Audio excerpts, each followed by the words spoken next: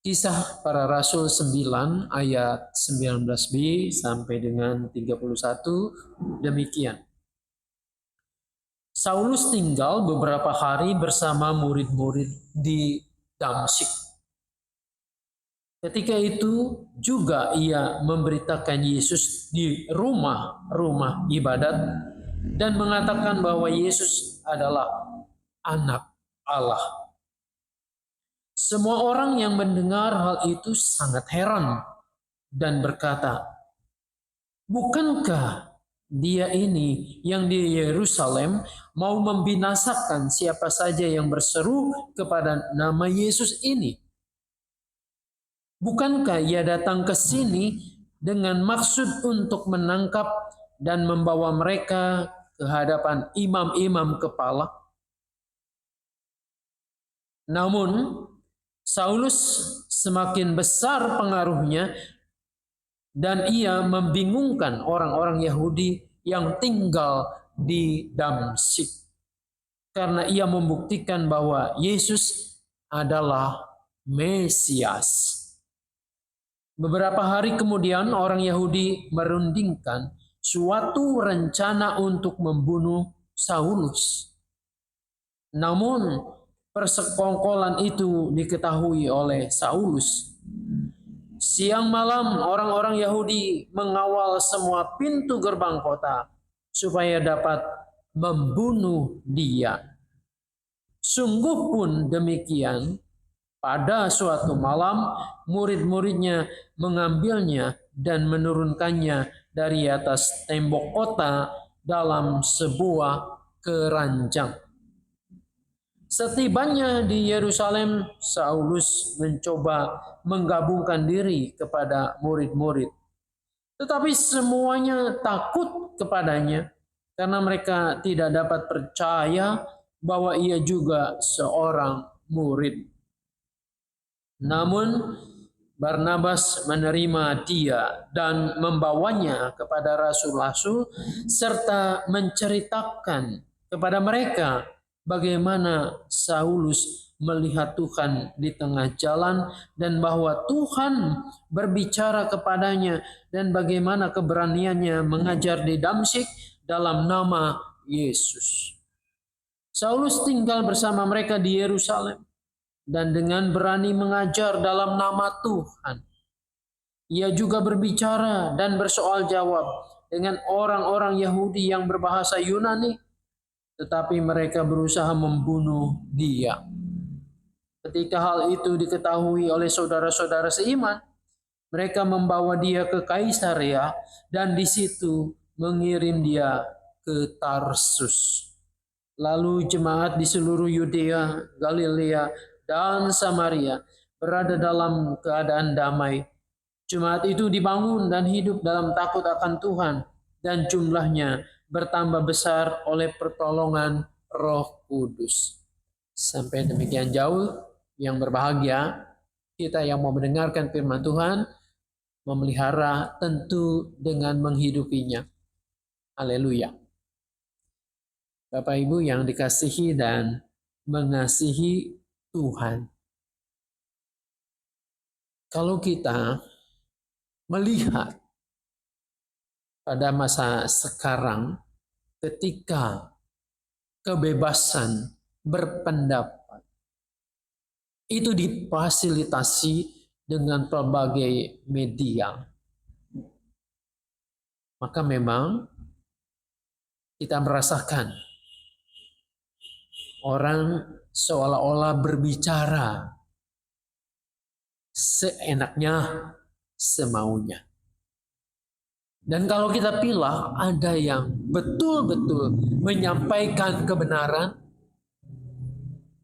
ada yang ingin berbagi kebenaran itu, tetapi ada juga yang hanya sekedar sensasi, supaya followernya banyak, pengikutnya banyak.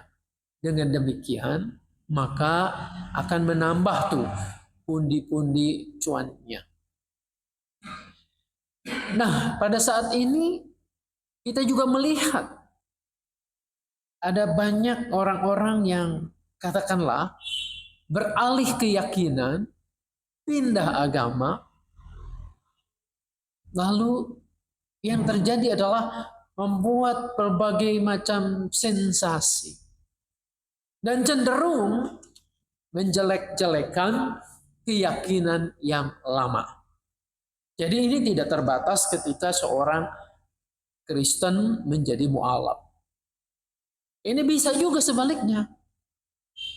Yang tadinya bukan Kristen menjadi Kristen, lalu bisa juga menjelek-jelekan agama yang lamanya itu. Maksudnya apa? Tentu saja ada keuntungan buat dirinya. Bahwa nih, saya adalah orang yang sudah mengalami perubahan. Tetapi tidak hanya berhenti di sana, ada kebutuhan untuk diakui. Ada kebutuhan untuk dibilang, wah, keren ya, kamu sekarang sudah mengalami pencerahan. Sudah mendapatkan wahyu atau mendapatkan sesuatu yang lebih baik. Orang Kristen mengatakan, hebat sekarang kamu hidup dalam pertobatan. Sudah bertobat. Apakah ini yang namanya sebuah pertobatan? Ketika seseorang berpindah lalu menjelekkan keyakinan lama dan akhirnya ia mengatakan di sini lebih baik. Paulus sebelumnya Saulus, dia mengalami pertobatan. Pertobatan yang digumulinya dengan serius. Dengan betul-betul. Tadinya ia sangat jelas kisah para rasul menceritakan. Ia adalah seorang ahli Taurat, seorang Farisi. Ia dengan wewenangnya, dengan surat legalnya, mencoba untuk menghentikan murid-murid Tuhan Yesus. Yang dipandangnya adalah para penganut ajaran sesat dari agama Yahudi itu. Saulus meminta surat, ia ingin pergi ke Damsyik. Di Damsyik karena banyak mengikut Tuhan, murid-murid Tuhan Yesus. Dan di situ ia berusaha untuk, Alkitab mengatakan, membinasakan orang-orang itu. Orang-orang yang percaya kepada Tuhan Yesus. Menggebu-gebu. Tetapi dalam perjalanan jalan menuju Damsyik itu, justru Tuhan Yesus menjumpainya. Berhadapan dengan Tuhan Yesus yang bertanya, Saulus, mengapa engkau menganiaya aku? Perjumpaan inilah yang membuat Saulus mengalami pertobatan. Ya, pertobatan yang sejati itu adalah dimulai dengan perjumpaan secara pribadi seseorang itu dengan Tuhan. Inilah yang kemudian mengubah Saulus. Perjalanannya apakah berhenti ketika ia menuju ke Damsyik itu? Perjalanannya Yerusalem ke Damsyik itu tetap ia lakukan. Alkitab mengatakan Saulus tinggal beberapa hari bersama-sama murid-murid di Damsyik. Jadi artinya perjalanan Saulus yang awalnya itu untuk menumpas murid-murid Tuhan Yesus,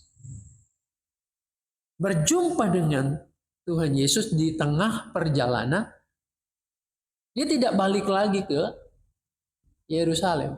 Tapi perjalanannya terus terjadi sampai ke Damsyik itu. Namun ada hal yang berubah. Perjalanannya ke Damsyik itu tetap secara fisik ia lakukan. Yang berubah adalah tujuannya. Tujuan awalnya bahwa Saulus itu akan menumpas orang-orang Kristen. Tetapi sekarang sesudah berjumpa dengan Yesus, yang terjadi adalah menguatkan iman orang-orang Kristen. Murid-murid Tuhan Yesus di Damsyik. Lalu tidak hanya berhenti di sana, sekarang itu ia mengabarkan kabar baik. Yesus adalah anak Allah, Sang Mesias, penebus dosa. Bayangkan, ini yang tadinya dia benci. Yang tadinya dia mengupayakan untuk menumpas ajaran ini. Tapi sekarang justru diubahkan. Di titik ini saya mencoba merenungkan. Bisa jadi ya, tujuan perjalanan hidup kita terus tetap ada. Kita berusaha, kita bekerja, kita membuka toko, kita mengabdikan hidup dalam bidang yang Tuhan percayakan kepada kita. Bisa jadi tujuan awalnya kita buka toko, cari cuan sebanyak-banyaknya, menyisihkan saingan-saingan kita.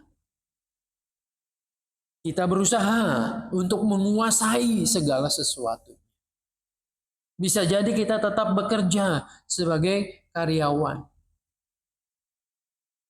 Tujuan utamanya adalah bagaimana saya bisa naik pangkat, naik jabatan, bisa mendapatkan uang sebanyak-banyak.